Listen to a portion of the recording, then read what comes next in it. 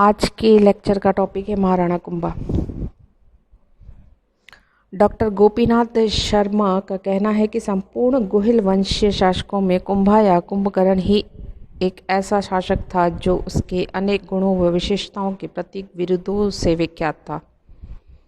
तत्कालीन साहित्यिक ग्रंथों में उसे महाराजाधिराज, राव राय, राण राय, राजगुरु, हिंदू सुल्तान, अभिनव भट्टाचार्य उपाधियों से अलंकृत किया गया है। महाराणा कुंभा के ऐतिहासिक स्रोत।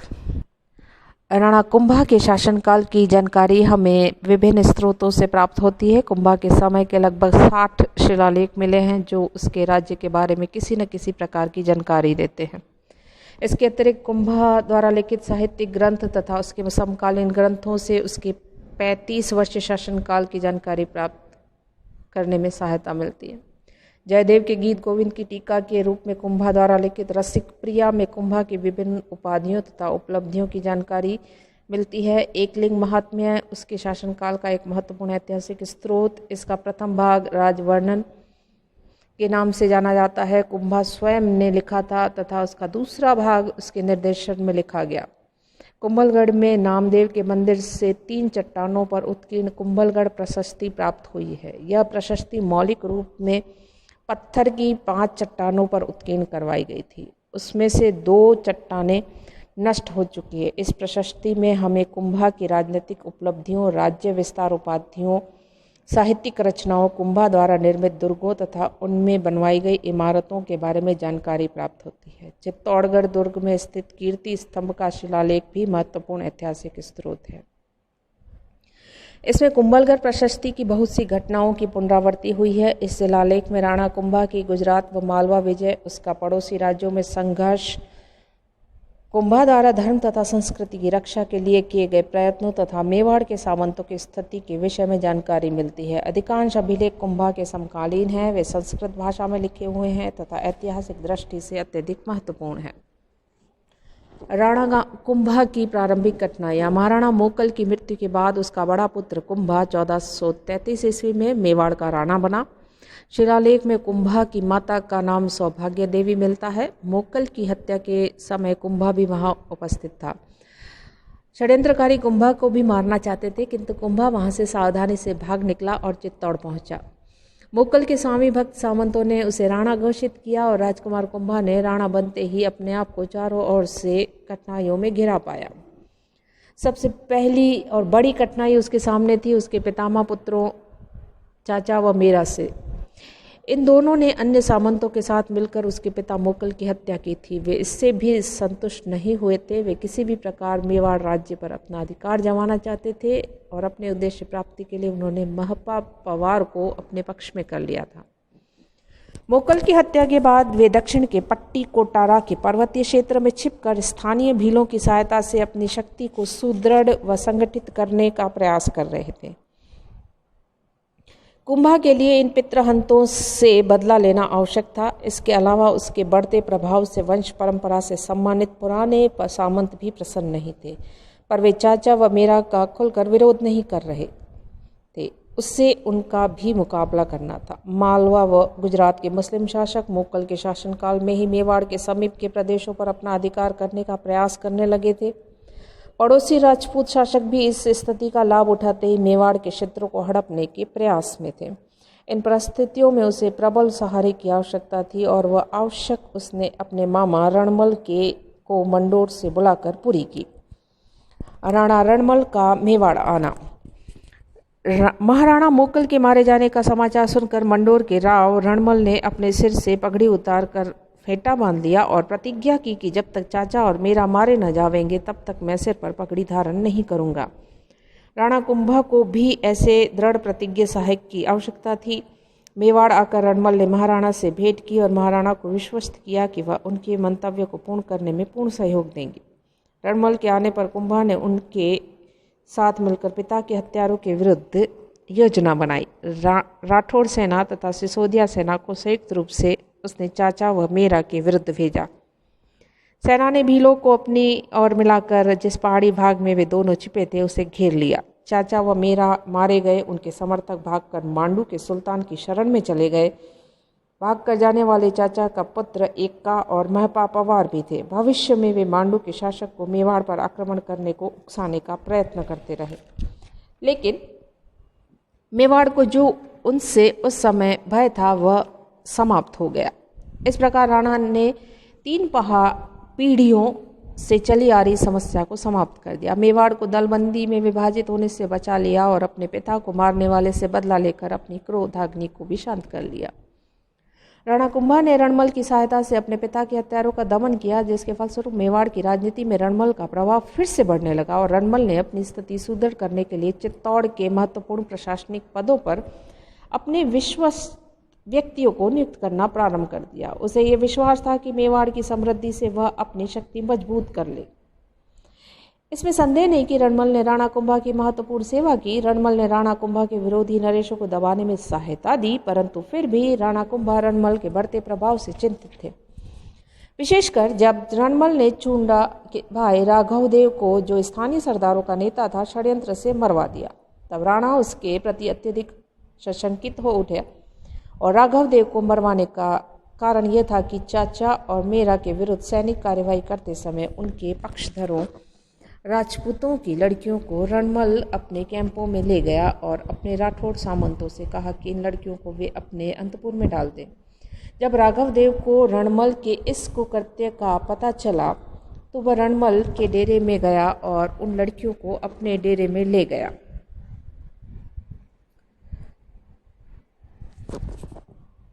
इस घटना से रणमल राघवदेव परस्पर विरोधी हो गए और उसने राघवदेव के विरुद्ध महाराणा के कान भरना आरंभ किया। राणा उसके प्रभाव में आ गया और एक दिन अंगरखा पहनते समय राघवदेव को महाराणा कुंभा के सामने ही 2 राजपूतों द्वारा रणमल ने मरवा दिया। इसके अलावा जब रणमल ने राठौड़ सैनिकों में वृद्धि करना आरंभ कर दिया तो राणा कुंभा उसकी शक्ति से और भी भयभीत हो गया। उसे डर था कि अगर यह रणमल की शक्ति को कम नहीं किया गया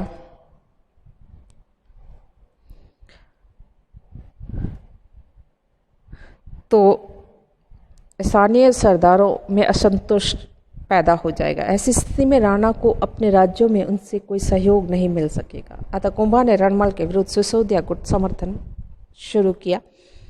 उसने अपने विरोधी चाचा के पुत्र अक्का व पवार को क्षमादान देकर उन्हें मांडू से चित्तौड़ लौटने की अनुमति दे दी। डॉक्टर ओझा का कहना है कि मेवाड़ में रणमल के बढ़ते प्रभाव से दुखी होकर महपा और इक्का स्वयं मालवा से आकर महाराणा के चरणों में आ गिरे और अपने अपराध की क्षमा मांगी। महाराणा ने उन्हें क्षमा कर दिया। उनका मेवाड़ आना रणमल को अच्छा नहीं लगा। जब इस विषय में रणमल ने महाराणा से अर्ज किया तो प्रत्युत्तर में उन्होंने कहा, हम शरणागत के रक्षक कहलाते हैं, ये हमारी शरण में आ गए हैं और हमने इनको क्षमा कर दिया। इसके बाद चुंडा भी मेवाड़ लौट आया। अंत में स्थानीय सरदारों ने रणमल की प्रेमिका भारमती की सहायता से ही 1438 ईस्वी में उसकी हत्या करवा दी। कहा जाता है कि भारमली ने शराब पिलाकर प्रथम अपने प्रेमी रणमल को बेसुध कर दिया। तत्पश्चात उसे पलंग में बांधकर वध करवा दिया।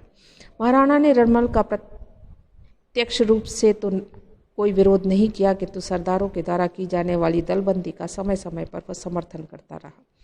बिना कुंभा की आज्ञा के अक्का व चुंडा का मेवाड़ लौटना संभव नहीं था। अपनी दूरदर्शिता के परिणाम स्वरूप वह 2 पीढ़ियों से मेवाड़ राज्य पर बढ़ते हुए राठौड़ों के प्राबल्य को चुंडा की सहायता से समाप्त करने में सफल हुए।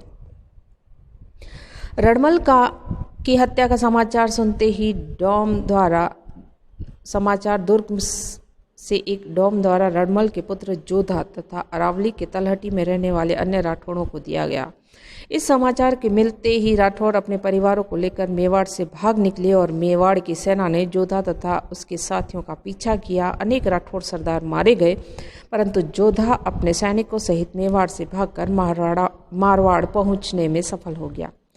चुंडा उसका पीछा करते हुए मंडोर तक गया व उसने मंडोर पर अधिकार भी कर लिया।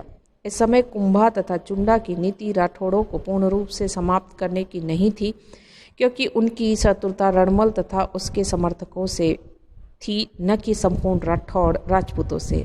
अतः हम देखते हैं कि राणा ने कुछ राठौड़ सरदारों को अपनी ओर मिलाने की नीति अपनाई। इसी उद्देश्य से कुंभा ने राघवदेव व चुंडावत को सोजत का प्रदेश दिया तथा नारबड़ का अधिकार केलना की जागीर पर स्वीकार कर लिया। राणा कुंभा व खेमकरण। रणमल का मेवाड़ की राजनीति पर प्रभाव समाप्त होने से सिसोदिया राजपूतों की स्थिति अवश्य सुदृढ़ हो गई, परंतु कुंभा अपने पारिवारिक झगड़ों को समाप्त नहीं कर पाया। कुंभा तथा उसके सौतेले भाई खेमकरण के संबंध अब भी तनावपूर्ण थे। खेमकरण को अपनी इच्छा अनुसार जागीर नहीं मिली, अतः उसने अपने कुछ समर्थकों के साथ बड़ी सादड़ी पर बलपूर्वक अधिकार कर लिया। उसी समय कुंभा सारंगपुर के युद्ध में व्यस्त था। युद्ध से निवृत्त होने के बाद कुंभा ने सेना भेजकर बड़ी सादड़ी पर पुनर्अधिकार कर लिया। पराजित खेमकरण सादड़ी से भागकर मेवाड़ के शत्रु मालवा के शासक महमूद खिलजी की शरण में चला गया और वहां वह जीवन पर्यंत कुंभा के विरुद्ध कार्य करता रहा। मालवा के सुल्तान के साथ मिलकर उसने मेवाड़ को बहुत अधिक क्षति पहुंचाई थी। महाराणा कुंभा की विजय, उसमें प्रथम हम देखेंगे पश्चिमी प्रदेशों पर महाराणा कुंभा की विजय। आबू और सिरोही की विजय। आबू और सिरोही का क्षेत्र देवड़ा शासकों के अधिकार में था। सिरोही का तत्कालीन शासक सहसमल था। 1422 ईस्वी में आधुनिक नगर सिरोही बसाकर 1451 ईस्वी में उसी ने इसे अपनी राजधानी बनाया था। अपने पिता शिवभान की भांति वह भी महत्वाकांक्षी था। मोक्कल के अंतिम दिनों में मेवाड़ की अव्यवस्था का लाभ उठाकर उसने पिंडवाड़ा तथा उसके आसपास के कई गांव जीत लिए थे। इसके अलावा देवड़ा चौहानों का व्यवहार भी देवाड़ों के प्रति सम्मानजनक नहीं था। इन गांवों को पुनः अधिकृत करने का बहाना बनाकर राणा ने डोडिया सरदार नरसिंह को 1437 ईस्वी में सिरोही पर आक्रमण करने के लिए भेजा, लेकिन इस आक्रमण का वास्तविक कारण आबू तथा सिरोही के पूर्वी भाग पर अधिकार कर गुजरात के विरुद्ध मेवाड़ की सीमा को सुदृढ़ करना था। इसके अतिरिक्त आबू का प्रांत एक सैनिक छावनी का कार्य कर सकता था। डोडिया ने बड़ी शीघ्रता से आबू तथा उसके आसपास के प्रदेशों पर अपना अधिकार कर लिया और आबू, वसंतगढ़ व पूर्वी सिरोही के कुछ भाग पर भी मेवाड़ का अधिकार हो गया। उसकी पुष्टि वहां मिले शिलालेखों से होती है। मेवाड़ की पश्चिमी सीमा की निगरानी के लिए उसने आबू में एक सेना रखी। सिरोही के राजा सहसमल ने इससे वापस लेने के लिए अनेक प्रयत्न किए। उसने गुजरात के सुल्तान से भी सहायता मांगी, परंतु आबू तथा सिरोही के पूर्वी राज्यों पर अधिकार करने में वो सफल नहीं हो पाया। मंडोर और सोजत पर विजय।